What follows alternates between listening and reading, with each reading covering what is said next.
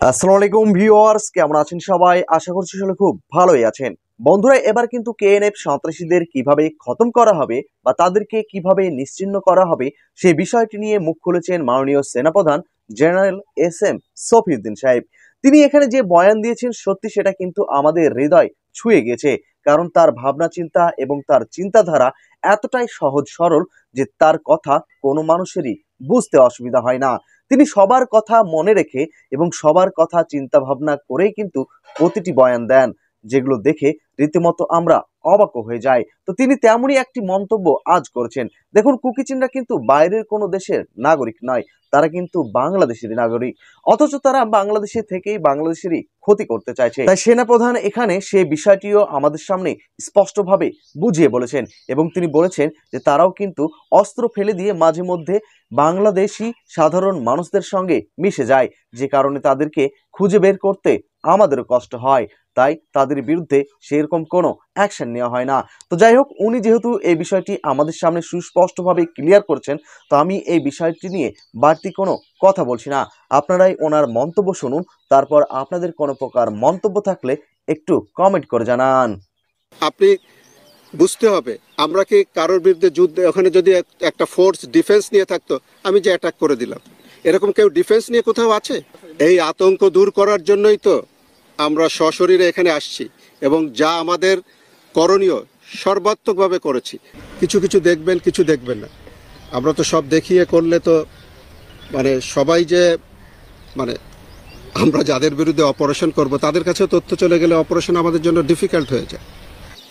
আমাদের অলরেডি পরিকল্পনা অনুযায়ী কার্যক্রম শুরু হয়ে গেছে। কিছু কার্যক্রম দৃশ্যমান, কিছু কার্যক্রম আপনারা দেখতে পাবেন না, বাট এর ফল আপনারা সময় মতো পাবেন ইনশাল্লাহ।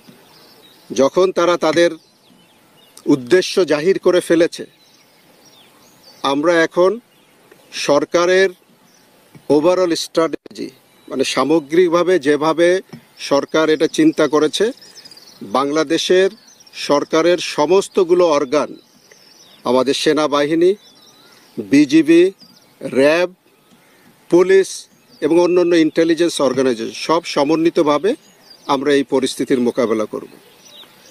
বাংলাদেশ সেনাবাহিনীর যে দায়িত্বগুলো পালন করা, বিশেষ করে যৌথ অভিযানে নেতৃত্ব দেয়া, সেইগুলো আমরা অত্যন্ত পেশাদারিত্বের সাথে করতে পারবো বলে আমি দৃঢ়ভাবে বিশ্বাস করি। অভিযান চলমান রয়েছে, যা আমি বলেছি তো, এটা একটা সমন্বিত প্রচেষ্টা।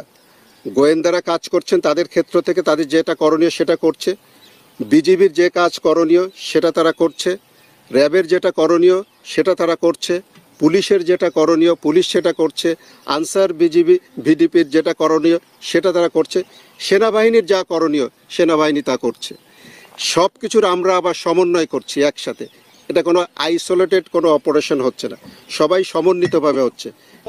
জরুরি অপারেশন আপনি বুঝতে হবে, আমরা কি কারোর বিরুদ্ধে যুদ্ধে ওখানে যদি একটা ফোর্স ডিফেন্স নিয়ে থাকতো, আমি যে অ্যাটাক করে দিলাম, এরকম কেউ ডিফেন্স নিয়ে কোথাও আছে? আপনি জানেন কোথায় কে লুকিয়ে আছে? বাংলাদেশের পাড়ার ভিতর, জনগণের ভিতর কেউ যদি আমি তো বাংলাদেশের মানুষের পরে যে আমরা কি হামলা করব?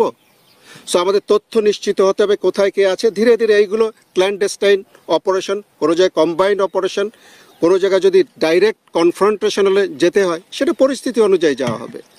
এখনই তো আপনি যদি আমাকে নির্দিষ্ট হয়ে বলে, স্যার ওই জায়গায় দেখা যাচ্ছে সন্ত্রাসী, আমরা যে সাথে এলিমিনেট করে ফেলবো। বাট তারা তো কোনো রকম কোনো কিছু জনগণের সাথে অস্ত্র ফেলে টুকটাক জায়গায় মিশে সারা জায়গায় কোথায় কোথায় আছে সেইগুলো আমরা খুঁজে বের করার চেষ্টা করছি। হয়ে গেছে মোটামুটি অপারেশন আমরা করছে, এটা আমাদের সমন্বিতভাবে চলছে। আমি বলেছি যে সব কিছু আপনারা চোখে দেখতে পারবেন না, এখন কিছু কিছু দেখবেন, কিছু দেখবেন না। আমরা তো সব দেখিয়ে করলে তো সবাই যে আমরা যাদের বিরুদ্ধে অপারেশন করব তাদের কাছে তথ্য চলে গেলে অপারেশন আমাদের জন্য ডিফিকাল্ট হয়ে যায়। যে আমরা যাতে দায়িত্বটা সঠিকভাবে পালন করতে পারি, ইনশাল্লাহ সেটা আমরা পালন করবো, সেই কথা আপনাদের দিচ্ছি। সেই সক্ষমতা আমাদের আছে, ইনশাল্লাহ ওটা করব। কিভাবে করব, কোন সময় করব, let it remain with us, and that should. এখনো পর্যন্ত আমার কাছে কোনো তথ্য আসেনি। 2টা অস্ত্র কালকে উদ্ধার করেছে, সেইগুলো ওইগুলোর কিনা সেটা আমি জানি না, এবং আবার মনে হয় যে ওটার প্রক্রিয়া চলছে, ইনশাল্লাহ উদ্ধার হবে। বন্ধুরা, আপনারাও যদি সেনাপ্রধানের বয়ানের সঙ্গে সহমত পোষণ করেন তো অবশ্যই একটু কমেন্ট করে জানাতে ভুলবেন না যেন। তো ভালো থাকবেন, সুস্থ থাকবেন। তো দেখা হবে পরবর্তী ভিডিওয়ে।